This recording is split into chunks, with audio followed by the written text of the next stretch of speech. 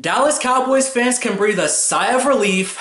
The square-headed battering ram of doom is back just in time for the holidays. And probably no one's breathing a bigger sigh of relief than Dak Prescott. Did Dak do enough to prove he's a franchise quarterback in Zeke's absence? The Pylon has that answer for you right now.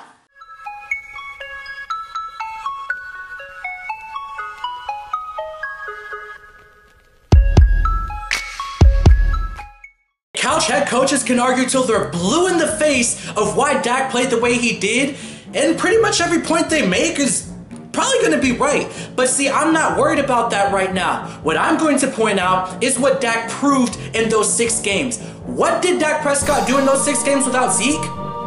He did everything a head coach would want their backup quarterback to do without the starter, and that's just stay afloat. Split the games until the starter comes back.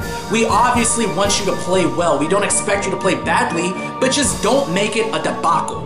Just survive and help us stay afloat until the star is back in the lineup. And hey, Dak did exactly that, and we need to clap it up for him.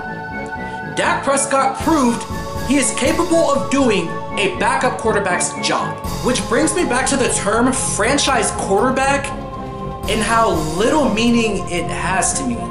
Because in my opinion, when you're talking about a franchise quarterback, I'm assuming it means a quarterback that's good enough for you to build around, which, I mean, can't that be anyone? Case Keenum, Blake Bortles, even Peyton Manning in his horrendous final season?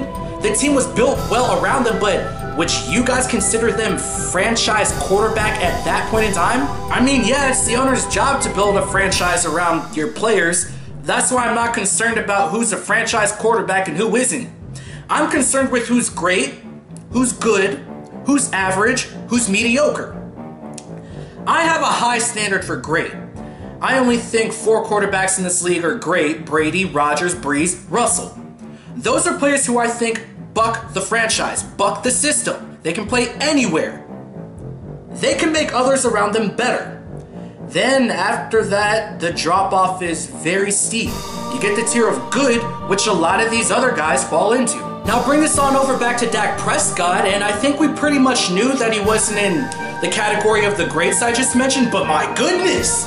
I thought he fell into the good, at least a really good territory, but he's not even that! He proved out to be mediocre. He's not great because he doesn't make the others around him better, but he's also not good enough to mask some of the team's deficiencies. He was part of the deficiencies, and that is not a diss on Dak.